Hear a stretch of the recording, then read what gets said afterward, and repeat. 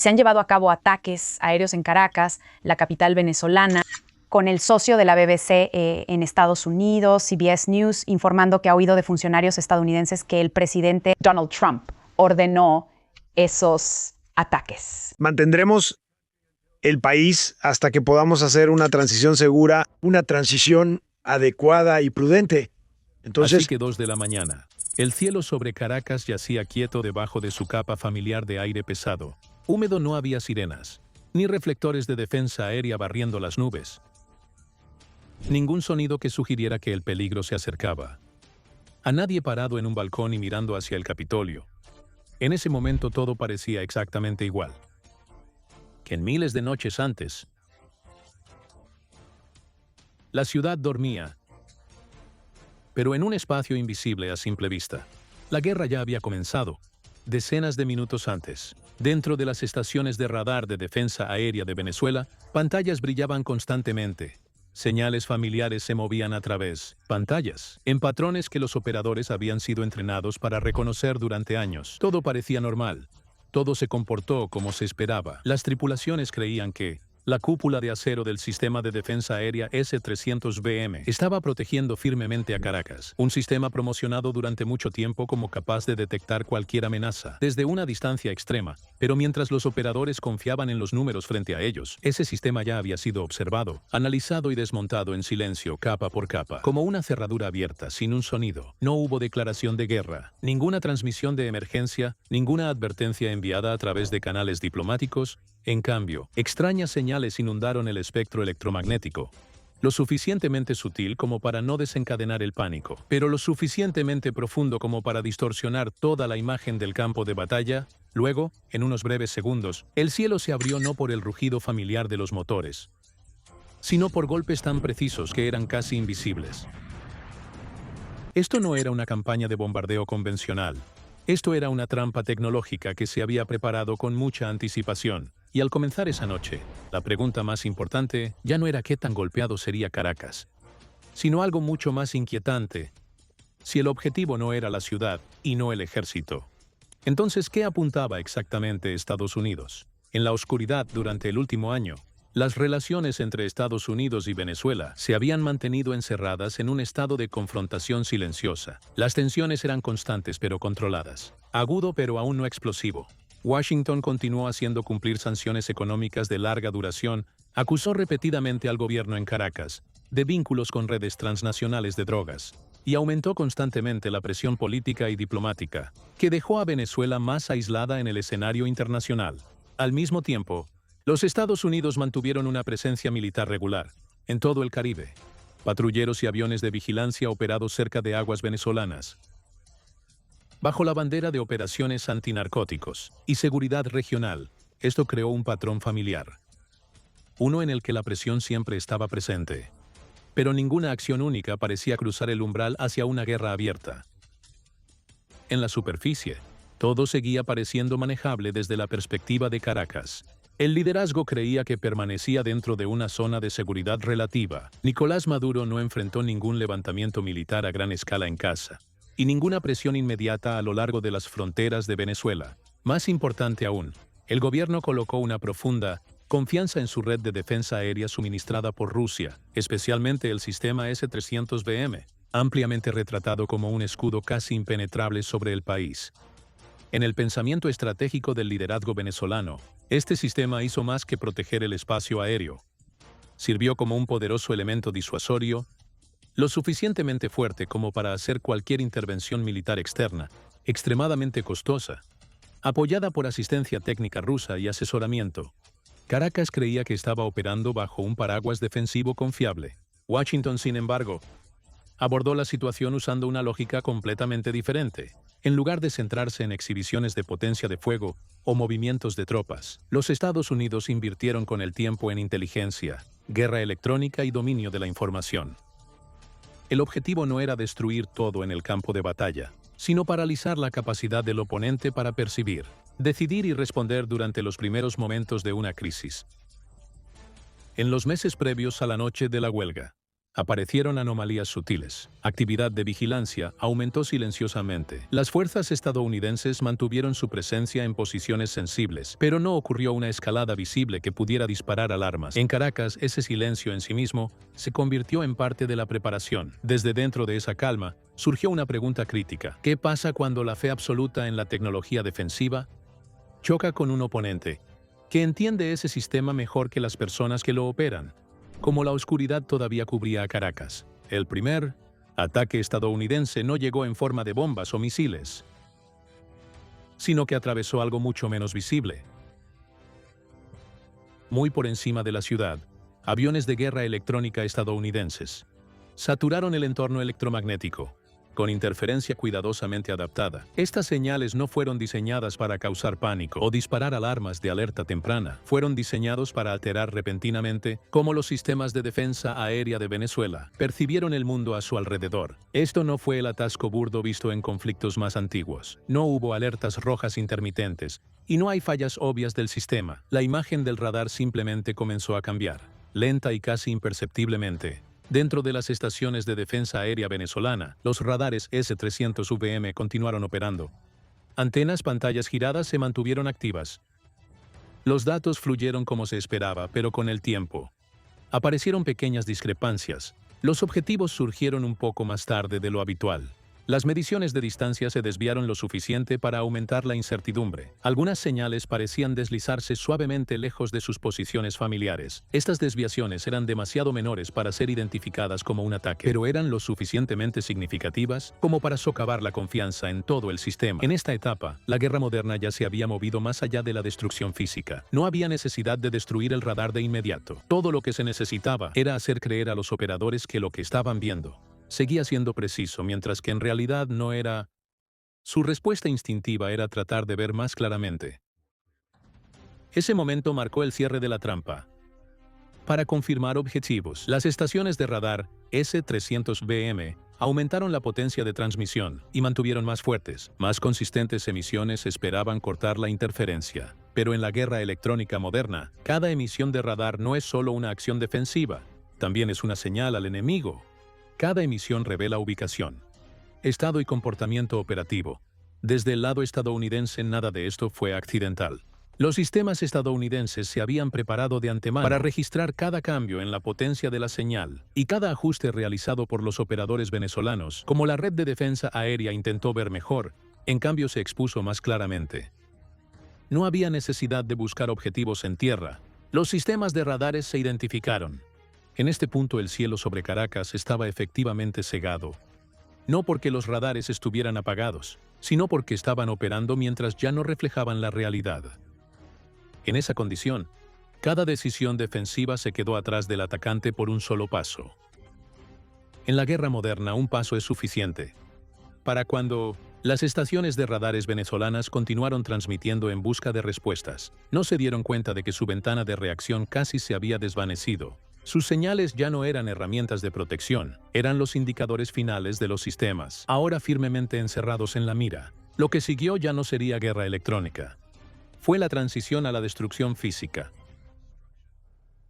Cada distorsión anterior se convertiría en ataques reales. El cruel giro de esta fase fue simple. No fueron atacados porque encendieron sus radares. Fueron atacados porque no pudieron apagarlos a tiempo.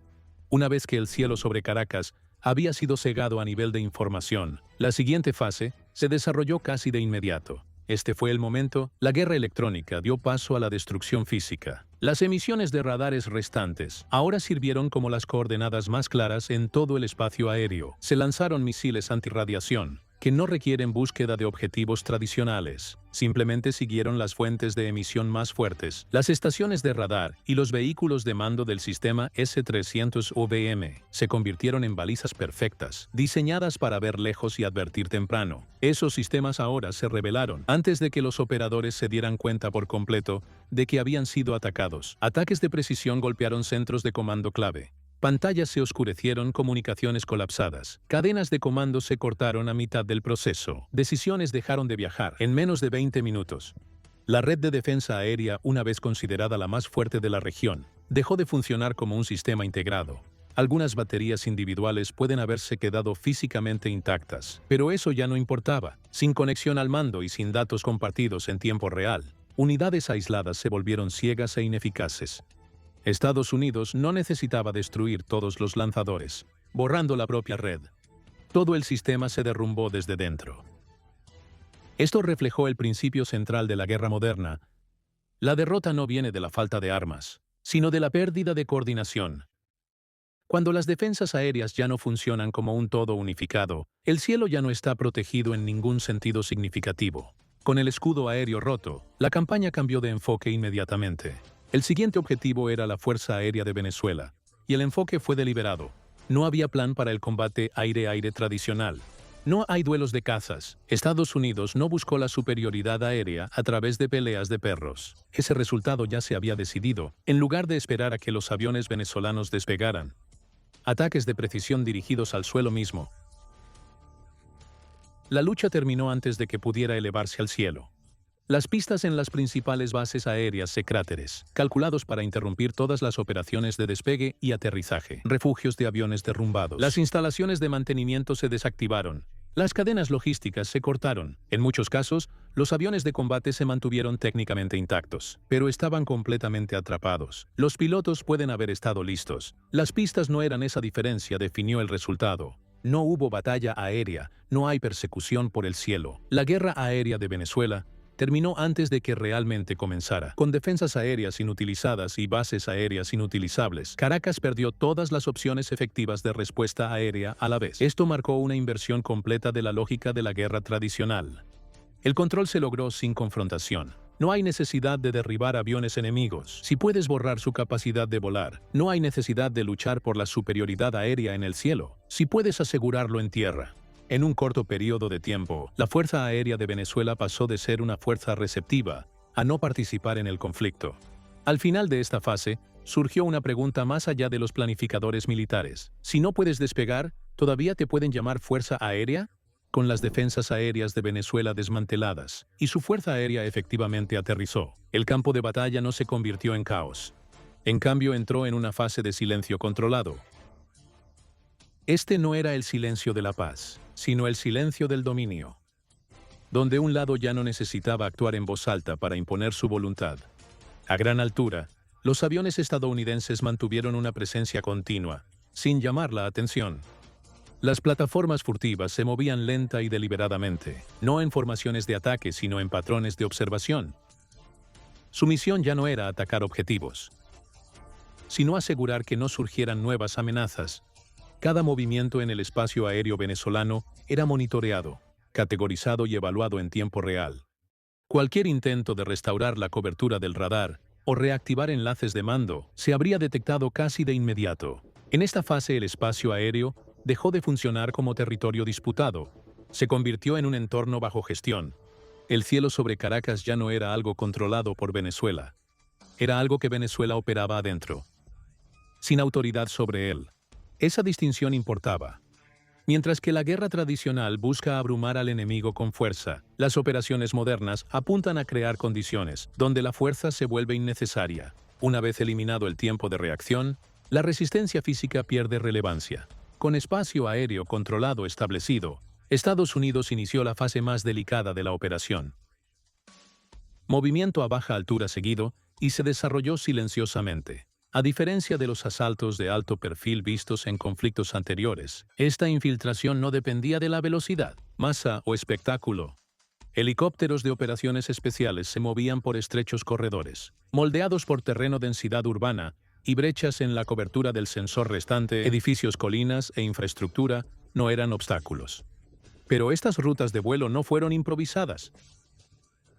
Fueron ensayadas digitalmente mucho antes de que comenzara la operación, refinado a través de inteligencia, recopilada durante meses y años, patrones de tráfico civil, comportamiento de la red eléctrica y rutinas de seguridad ya se habían mapeado. Los helicópteros se movieron donde la atención era más baja, donde la vacilación era mayor, y donde los sistemas de verificación ya no funcionaban como estaba previsto. Crucialmente, este movimiento no dependía solo de la sorpresa, dependía de la demora cuando Las unidades venezolanas comenzaron a sospechar la situación había superado los ataques aéreos. Ya estaban detrás de la línea de tiempo. La ausencia de órdenes claras creó fricción en todos los niveles. Los comandantes locales dudaron en actuar sin confirmación. Solicitud de verificación. Viajó hacia arriba a través de canales rotos. Luego se detuvo.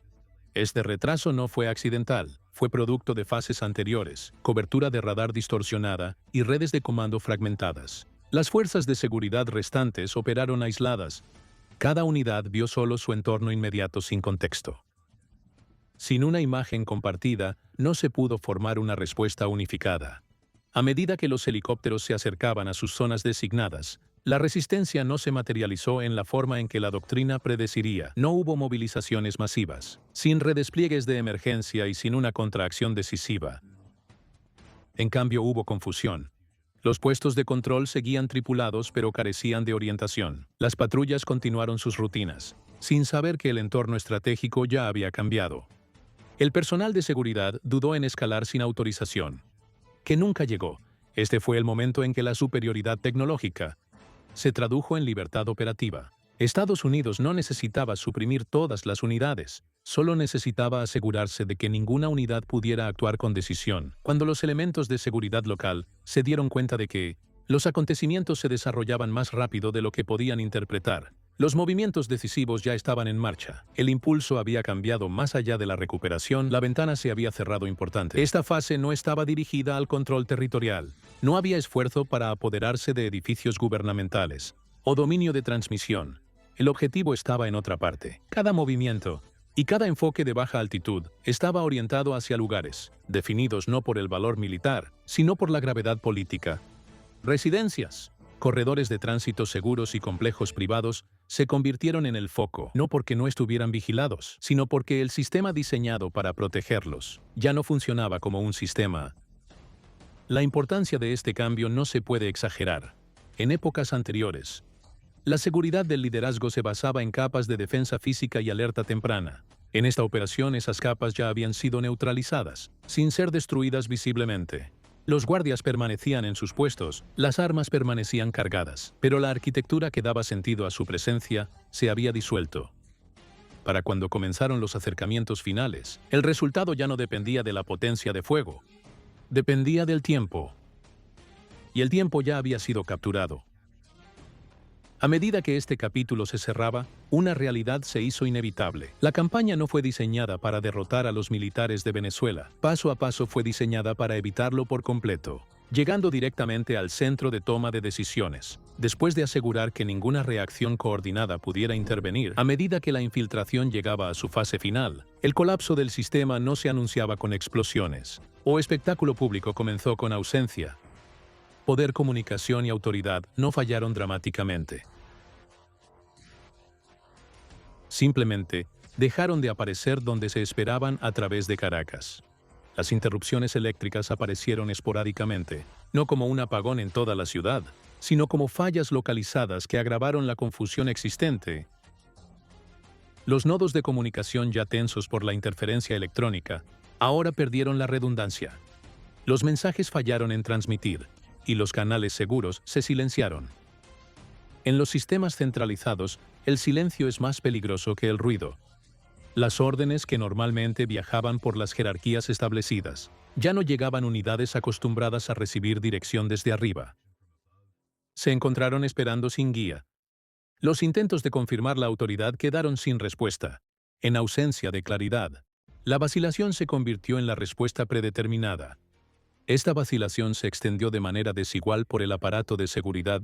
Algunos elementos mantuvieron la posición, temiendo que el movimiento sin autorización pudiera empeorar la situación. Otros se retiraron para protegerse a sí mismos y a su entorno inmediato. El resultado fue fragmentación, no rebelión sino parálisis.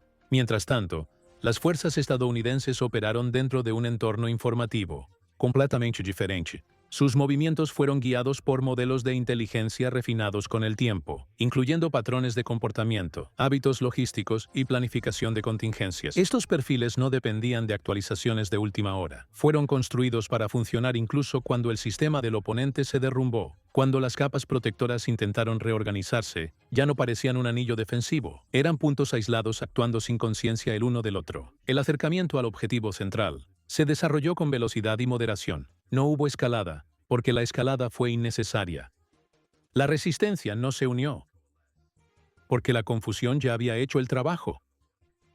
La detención ocurrió sin confrontación pública.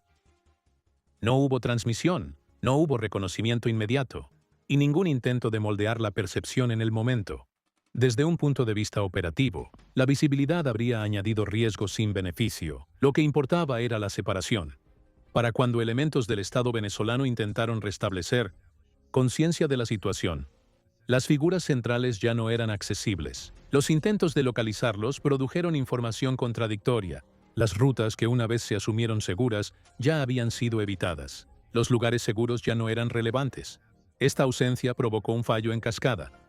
En sistemas políticos fuertemente dependientes de la autoridad centralizada, la toma de decisiones no se descentraliza sin problemas. Se derrumba en la incertidumbre. Sin confirmación del estado de liderazgo, nadie podía emitir órdenes vinculantes. Sin órdenes, la iniciativa se estancó. Minutos convertidos en horas. Durante ese tiempo no surgió ninguna directiva unificada. Las suposiciones competitivas circularon silenciosamente, pero ninguno tenía autoridad. El sistema se mantuvo intacto en el papel. En la práctica había perdido su capacidad de actuar. Este fue el resultado definitorio de la operación. El régimen no se derrumbó porque sus fuerzas fueron aniquiladas. Se derrumbó porque se eliminó su núcleo de toma de decisiones. En el momento en que la claridad era más necesaria, en el conflicto moderno, esta distinción es crítica. El poder ya no se mide únicamente por el territorio o el número de armas desplegadas. Se mide por la capacidad de decidir más rápido que el oponente. Y negar esa misma habilidad, a cambio, eliminando el liderazgo del bucle de decisión, Estados Unidos logró una forma de victoria. Eso no requirió un compromiso prolongado. El campo de batalla se quedó en silencio. No porque la resistencia haya sido aplastada. Se quedó en silencio porque no quedaba nadie que pudiera autorizar la resistencia. Coherente a medida que la información se filtra lentamente hacia afuera, la realidad se volvió imposible de ignorar. La respuesta del régimen se retrasó, fragmentado y reactivo sin un centro claro. La autoridad se difundió en incertidumbre. Esto no fue una transmisión dramática de derrocamiento al mundo. Fue un cierre sistémico. Un colapso que se desarrolló sin espectáculo. Cuando se acercaba el amanecer, Caracas no se despertó con escenas de destrucción. Las instituciones seguían en pie y el personal seguía reportado para el servicio, pero la estructura que dio significado a esas acciones ya no funcionaba. La lección final de esta fase fue sutil pero profunda. En la era de la guerra de precisión, el colapso no siempre llega con conmoción y asombro. A veces llega en silencio. Llega cuando el sistema se da cuenta, ya no puede responder a una pregunta simple. ¿Quién decide qué pasa después?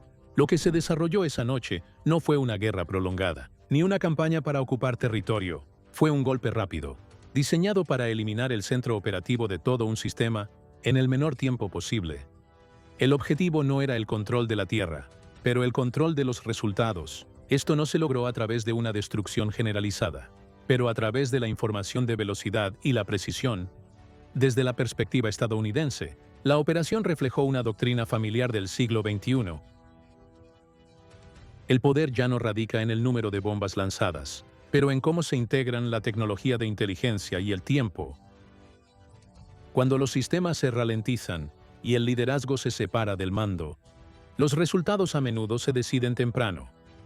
Las decisiones tienen lugar antes de que la mayoría de las fuerzas entiendan completamente lo que está sucediendo. Para cuando la conciencia se propaga, la ventana para responder ya se ha cerrado. Sin embargo, la historia no termina ahí. Más allá de la operación inmediata, plantea una pregunta más amplia para el mundo moderno. En una era de guerra de precisión, ¿queda algún espacio realmente seguro para el liderazgo político? Si tú fueras el tomador de decisiones, ¿cómo interpretarías este resultado? ¿Lo verías como una acción que estabilizó la región o como un peligroso precedente para futuros conflictos? La respuesta depende de dónde creas. La línea entre la disuasión y la escalada debería ser dibujado. Deja tus pensamientos en los comentarios y suscríbete a Poder Militar para seguir explorando los secretos militares que rara vez aparecen en los titulares.